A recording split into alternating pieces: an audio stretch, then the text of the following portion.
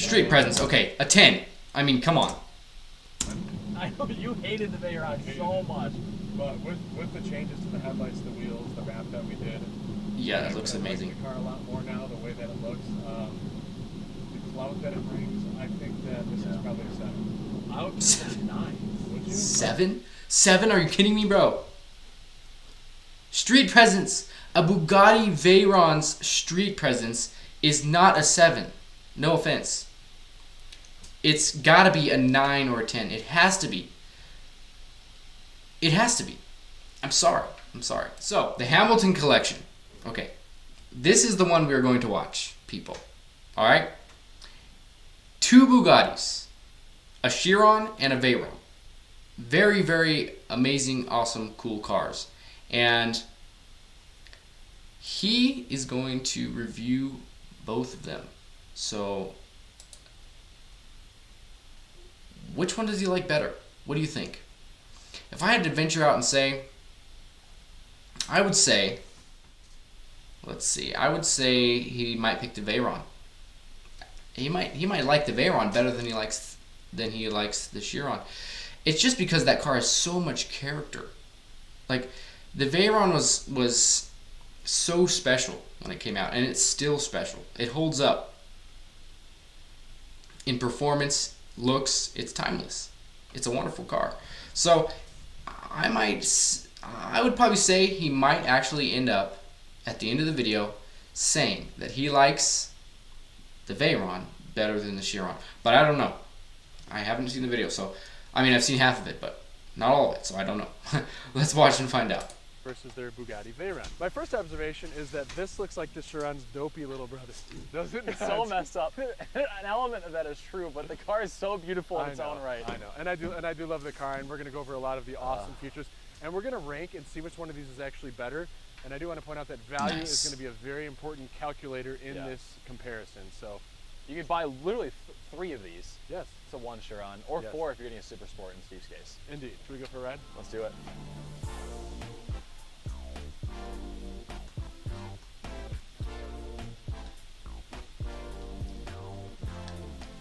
I've driven this for a good solid couple weeks now. I've really gotten to understand the nuances, how it drives, how it performs. So I think now better than ever, I can actually go ahead and rank it. Spoiler: this car might actually be better than the Veyron or the Chiron. Guys, what did I say? Might actually be better than the Chiron. They will tell us why. They will tell us why. I'm sure they have their reasons, and I like how he said that he actually drove it for a few days or a few weeks before he did this review, and that's great because now he knows what he's dealing with. You know what I mean? He knows the feel of the car, the performance. He knows better how he feels about the car. Then if someone just jumps right in and drives, they can tell a little bit, but it's not that in depth, and it might grow on them. They might love it at first and then end up not liking it, or they might hate it at first and end up actually loving it. You don't know until you spend some time with a car and you drive a car. So it's great that he did that. It might be. How do you think this thing sounds compared to, obviously it's the same platform? I would say It that. sounds. And then there's Beautiful. There's interior sound and there's exterior sound too. I would say that the Chiron sounds a little bit more refined, more smooth, where this one is just a little more loud, a little more raw. And I prefer that, I think. But this one's still quiet. Yeah, I agree. It's definitely drivable. Where like the P1 with the exhaust is so loud in the interior. It's almost Wow, look at distracting. that. In It's a good way, beautiful. it's a race car. Yeah. But this car Nice shots too, man. I feel like. They're still both really quiet though, and they need aftermarket exhaust. So I think I would probably put this in around like, realistically it's probably a 4. For exhaust. Yeah. Do you want to get the exhaust for this car and have the market exhaust? I think at some point we'll do it, yeah. That'd be cool. Interesting. And it's not really the point of these Bugattis to be super, super loud. Like, they are refined machines, right? But I bet that W16 would sound super good with an aftermarket exhaust. I think it would be rumbly and deep and everything you want in an exhaust. And just a side point, look at these wheels. Holy cow. Those are some of the coolest wheels I've ever seen. Hopefully we get a better look at him later, but this car's looking good right now. And look at that exhaust. Beautiful. And subtle flex of Pagani in the background. Subtle but not so subtle. Beautiful. Man, I want to meet this guy someday. He just seems like a cool guy, Mr. Hamilton.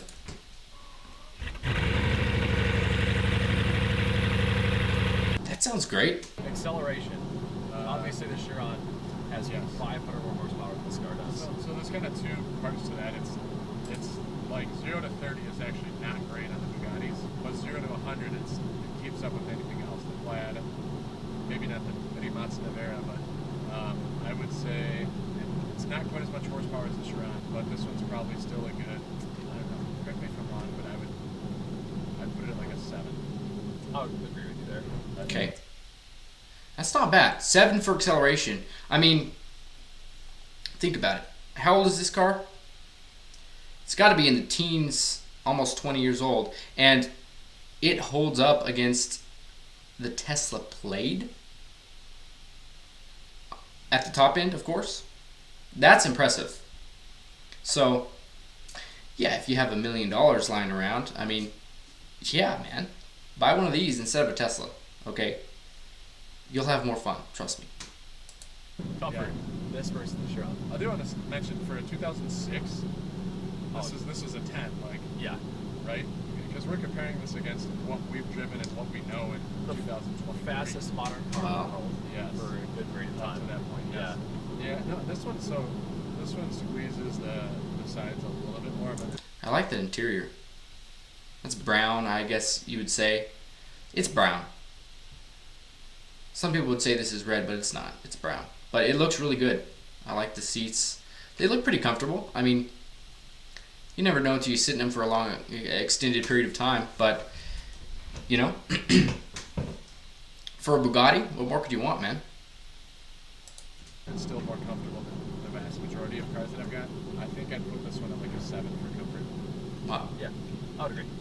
Braking compared to the Very, very similar. Is it as Very good as? similar. I probably would put braking at an 8. Okay. Handling? I think this car handles better than the Chiron. Yeah, I would say so. The Chiron feels like it was built more for cruising. Luxury. This was built to. I haven't tracked this yet, but I feel like this would handle the track better. I definitely Interesting. tracked the Chiron. I was just surprised. Interesting. I mean, obviously these cars aren't built for track use, I would say. They're big, they're heavy, they are monsters, literal monsters. Well, not literal, but they are monsters. And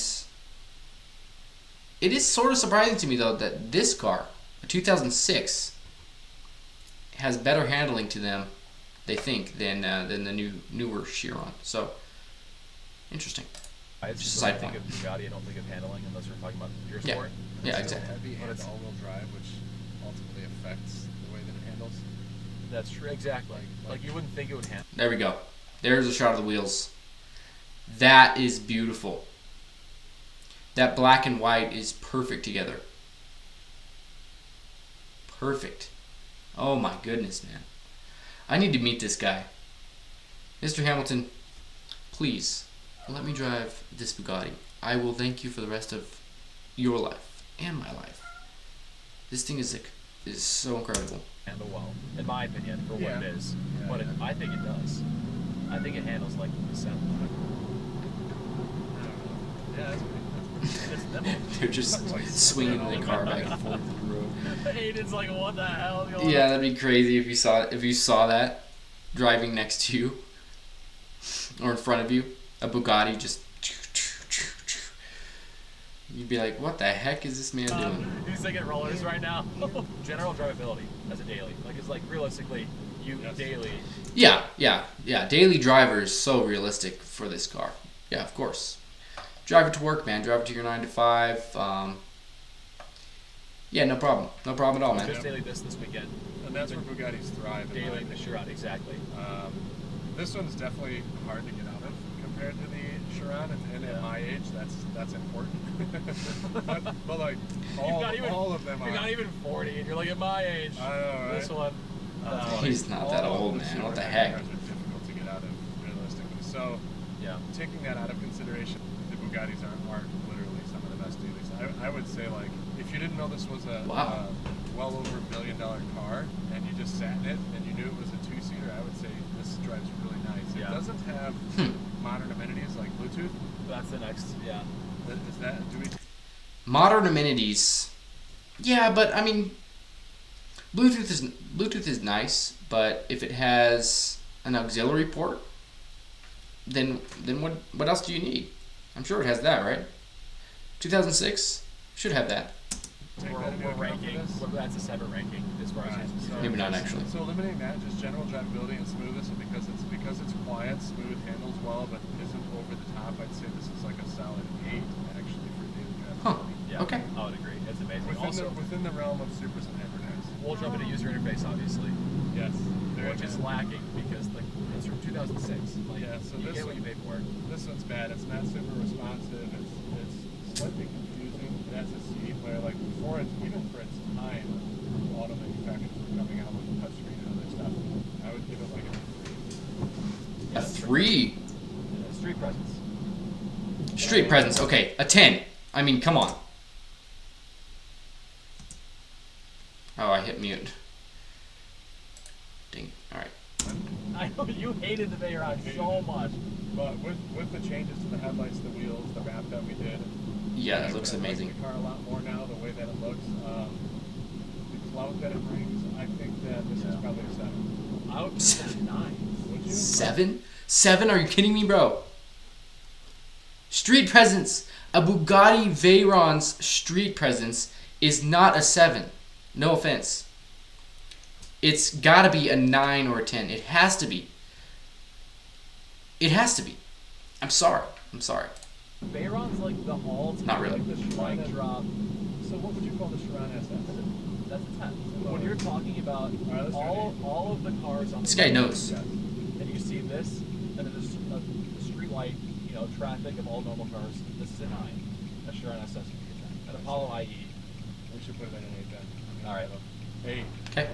Okay. You've talked me up. It's amazing. Yeah, of course. So good in a row. Of course. And then maintenance. This is where Oh. this car gets really good. The Chiron had a warranty when Steve purchased it. This car does not. So, full disclosure, it is officially sold now. The checklist of items, after it had its full year, it's had several things that needed attention. I know Stradman has discussed how much it costs. And Yeah. That's several public other- knowledge. Manny Koshman. Houston Costa, I want to say that this is probably like a 3. Yeah. Because it When needs it it a lot. breaks. When it breaks, it's expensive. It doesn't necessarily break often, but it's probably not a Porsche quality car. And then when it is in the shop, Yeah, I mean, if you're going to own a car like this, expect to pay exorbitant amounts of money in maintenance. An oil change, I'm pretty sure I've heard an oil change is like $15,000.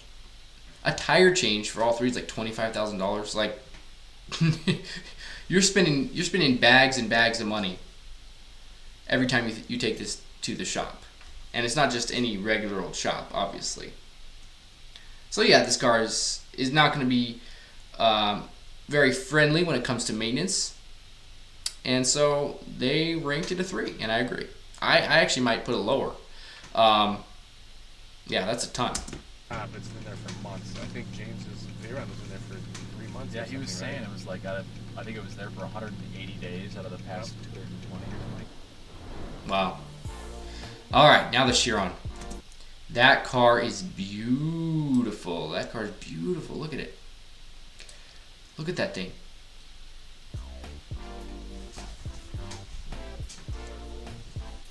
So, just before hopping in, we obviously got a cold start out of the Chiron. Chiron wins. This thing sounds so much better, actually.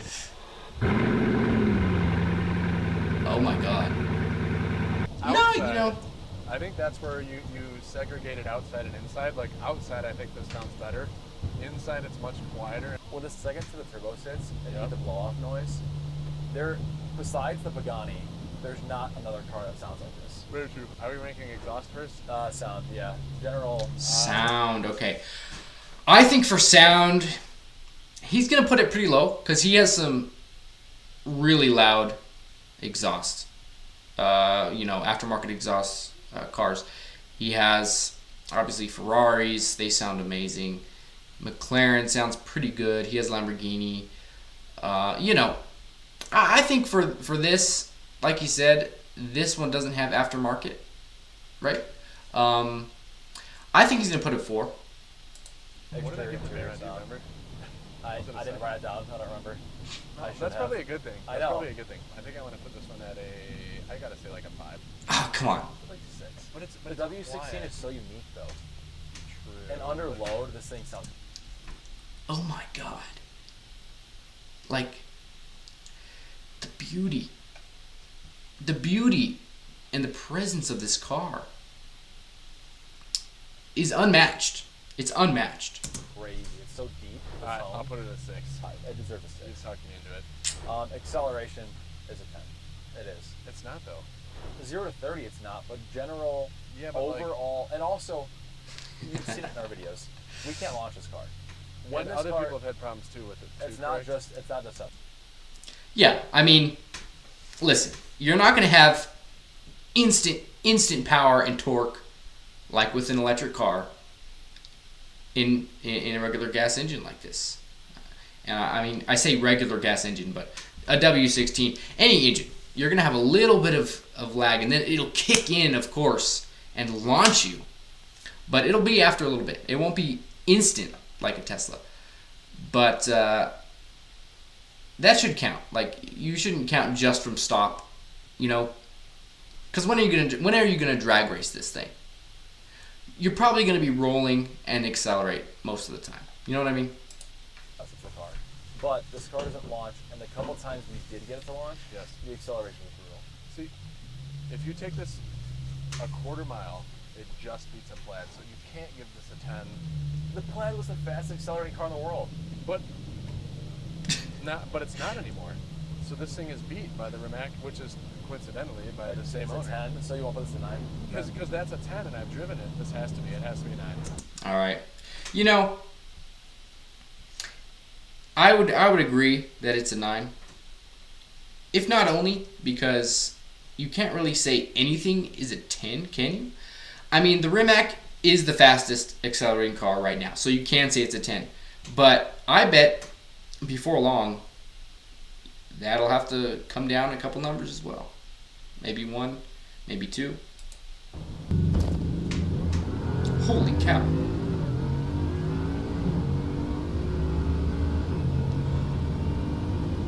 Oh my God, that is fast. I wonder how that feels. Comfort for a hypercar is crazy. It's super cool. Yes, yeah, definitely more comfortable than because they probably made the seats to accommodate fatter people because in the last 17 years since the Veyron was made, People like me have been born. Yeah. Same. I'm definitely fatter than I was. I think I was probably $165 then, and now I'm like 220. 17 years ago, I was 9, so I was probably less fat. You're like, I was 73 pounds. But that's not fair. I would say interior-wise, like if this had the squishiness of the Pagani mixed with the shape of this, game over. but like stacking this up with all supers and hypers, like I'd say 9. I can't give it a 10 because You have the fan. I mean, it's the not fans. perfect. Yeah. Yeah, exactly. There are cars that are crazy, but Yeah, well then it's probably an 8. probably an 8. I think it's an 8. 8 for comfort. Not bad. Again, daily driver, man. Drive this thing to work. Braking, 10. Oh, 10 out of 10. Yeah, Easy. that's the most There's insane. nothing that comes close to this. Wow.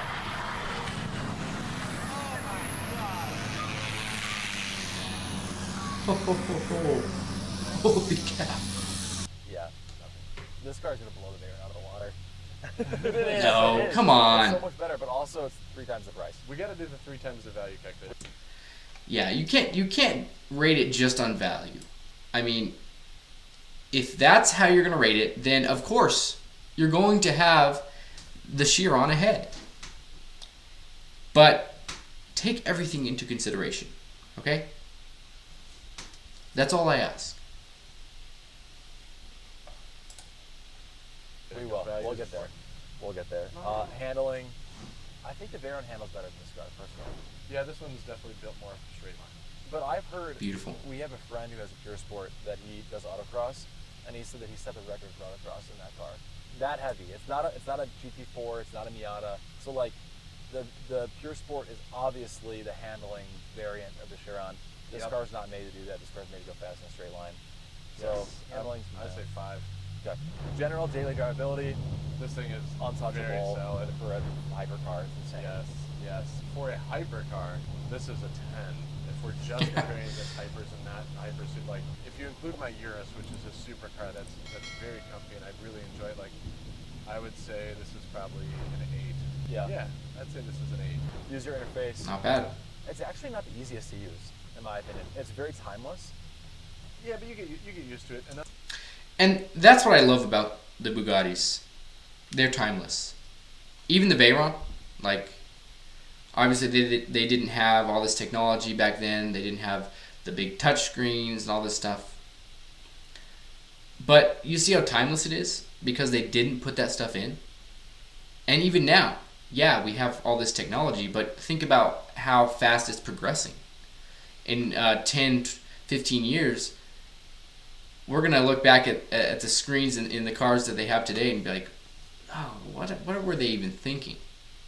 So something like this, where you don't have the big screens, you don't have all the crazy digital technology, it really, really preserves the car, the elegance and the timelessness. So it doesn't get outdated. It's amazing no matter how much time passes. Now the button's like sticky and it always has been. That's kind of weird to me. I wonder if that still is sticky. Yeah, that's weird. It does have Bluetooth. It actually is deliberately timeless. But like McLaren's so much easier. Deliberately timeless. I don't know. I do like a 7.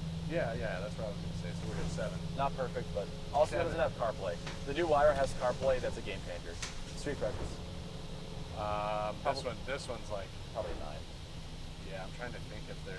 I mean, this is It's the one that people draw. Like it's. Street presence on a Bugatti is a 10. I firmly believe that. I've never seen a Bugatti driving next to me in traffic. But if I did, that would be that I would tell people about that for days. Trust me. It would be very, very a very, very cool thing to see. And they're so rare. Who sees a Bugatti just on the street? Like, people don't drive them that much, that own them. They really don't. So it has to be a 10. And yes, just because it's a 10 doesn't mean another hypercar can't be a 10. Yeah, multiple hypercars can be 10s at the same time. Like a Pagani would be a 10. Right? There's other cars that would be a 10. So is the Bugatti. I've always mentioned how you'll take like 8 of our cars, but including the lot, like this is the one that gets the longest, hardest look. Yeah. How do you not give this a 10 though? Yeah. Because there's cars like, I mean, the Senna's insane. But nobody, Come like, on. you might have a funky looking, crazy like Apollo, right? Like that's a whack looking car. Those are about 2 million. Oh, they're more than that. Are they? I think they're about 5. But if people see an Apollo and a Bugatti, I feel like they're going to go to the Bugatti because it's a Bugatti. They went to both. We were at Exotics on Broadway last year during Monterey, and there was an Apollo near us. Yes. And the whole time, there was 100 people surrounding it that just didn't even know what they were looking at. There were only 10 of them. I think a 9 seems adequate. Maintenance. 10. I see, like, during the warranty, if you buy them brand new, like it's a 10, bumper to bumper coverage and very little issues other than the tail light. It is cheaper than the Veyron to maintain, for sure. I know Bugatti spent a lot of time making sure that maintenance wasn't as crazy on the Chiron. Maintenance is like a 6. Yeah. 6 is 6 isn't bad. I mean, yeah, if you have the warranty, then that's pretty good. I mean, it's still, the car still costs $1 million or $2 or $3, so it's not like the car's cheap. Let's put it that way.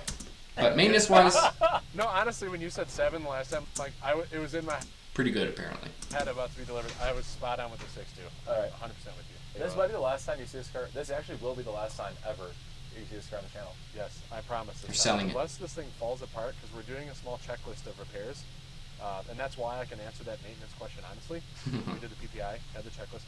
We're doing this checklist. This car's already paid for by someone else, so That's so sad. goodbye. But you know what? I've got one coming in That's like true. 4 or 5 months now. That's a way cooler spec. And it's a 4-year warranty for us to beat the That's shit out of true. it. And then Bugatti to get warranty coverage. Well, thank you, Sharon. I mean, lots of fun memories. Thank you. Yeah. Yeah, I mean, listen. They're selling it, but they're getting a cooler one. I would get a Pure Sport or something. We'll see what he gets, but if it's a Bugatti, it's going to be cool. Let's be honest. Especially if it's a newer one. The new ones are just amazing. Hey, subscribe to the Hamilton Collection. He's a really awesome guy. They have an awesome channel. And I want to become friends with him. It was a fun time going to get to drive this Chiron. It's the first time I've driven in a while, and probably the last time I'm ever going to drive it. I miss the car. It seems like such a staple of the channel. We're going to beat the living daylights out of the SS. We're going to put that thing to the test because I got 4 years of warranty with that bitch. So We put an exhaust in it in 2 weeks and the warranty's voided. I know, right? Which we did on the realistic, 765 yeah. LT. But most important calculator here is the value calculation. Yeah. So in my opinion, the Chiron is a really expensive car. Brand new, the SS is going to be about just under $4 million. I think that the is probably value-wise. I mean, there's a huge call factor. There's a lot you get, but it's probably like a 5 or a 6. I don't know. Like you could get a Senna, a Veyron, and a Ford GT, a new one for this price. Sure, call Right? it 6. All right, 6. And then the Veyron, I think we decided, because I always said the Senna was the best value for $1 million. Like, I think Legitimately, the Veyron is one of the best cars ever made. Actually, on Yes. paper, it sets so many true. new records. It's so amazing to drive. I don't think it looks like the dopey little brother, but some people do, obviously. I think it looks amazing. Yeah, it looks amazing. He's right. It's timeless. It's timeless. It's an awesome car. overall, it looks great. I mean, driving it back on the road, like it is a really The great car. value's really there for. Well, knowing that that's probably going to be a $3 to $5 million car in 5 to 10 years, Yeah, right? for sure. Of course. I think that's probably like, I mean, just thinking from an investment perspective and then what you get on the road is probably like a 9. Yeah, I would agree. The Veyron's an amazing car, and especially with special Wow. editions, where you get a Vitesse or a Grand Sport, those are going to be big money cars SS. someday. SS. Yeah. So are you telling me that he's gonna pick the Veyron as the better Bugatti to own? Is that what you're telling me? Because that's what I guessed in the beginning. Yeah. So I think Veyron crushes it in the value. Obviously, the Chiron blows the Veyron away because it's 12 years newer. So, But crunching all the numbers together, the clear and winner is very obvious winner is going to be the Chiron. Okay. Anyway, that's it. whatever, guys. on that I note, guess- we're sending it off. I guess I'm not that good at guessing. Okay, I guess I'm not that good at guessing what people are gonna pick. Maybe I'll get better. Maybe I won't. I don't know. Hey guys, thanks for watching. Okay, thank you very much. We love cars here, and we're gonna continue to post and react and enjoy car content. So come along for the ride, man. Support, subscribe, like, all that stuff. And yeah, thank you very much. Awesome job, Hamilton Collection.